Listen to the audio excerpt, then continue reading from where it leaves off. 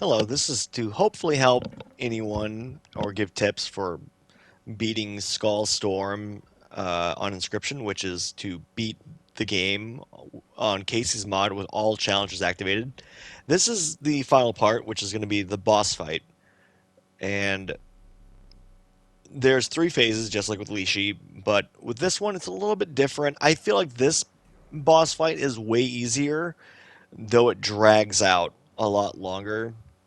And I do a couple edits here and there that kind of cut it up a little bit, but for the most part, what you need to look out for in your beginning first stage, you're going to have the what would normally be the two mole men, which would be I believe mole seaman, uh, yeah, mole seaman, and then one skeleton crew member, which is brittle.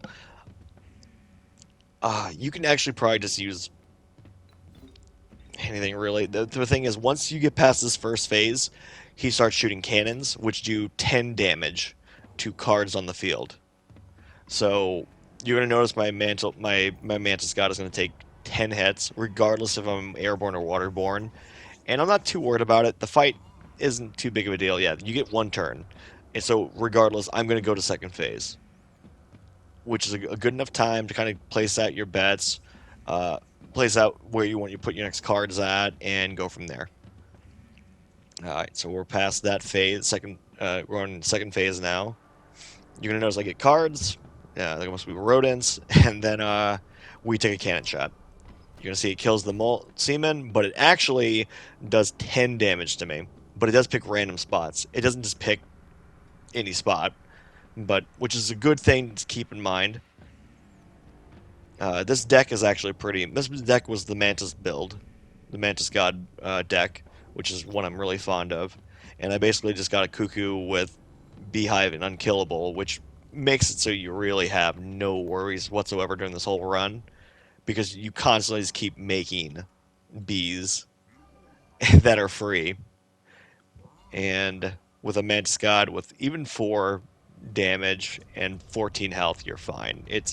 I believe it's a little bit overkill, but it's fine. This is the part where it gets a little. This is third phase. As you can tell, there wasn't really anything special besides the cannons. But it also will push that card to the far left. So, as you can tell, I'm mostly just goofing off. I could have just kept a squirrel in that corner and kept Mantis God right there to have more damage. But it doesn't matter.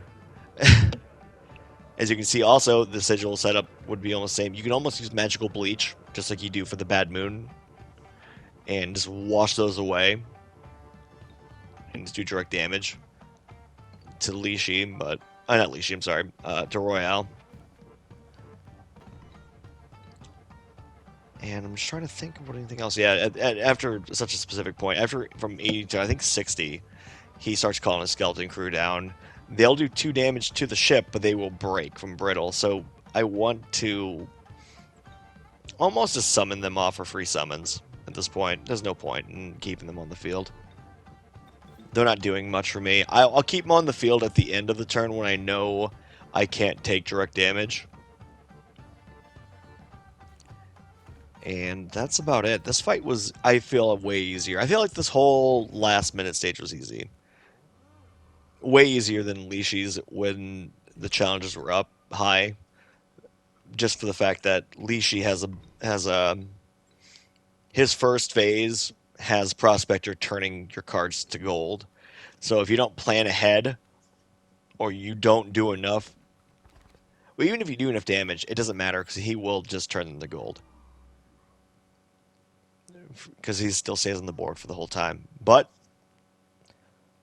I think this is way easier. And if you don't want to watch the credits, you can just hold L1 and then it'll skip through the end. At the end of the credits, the trophy or achievement will unlock.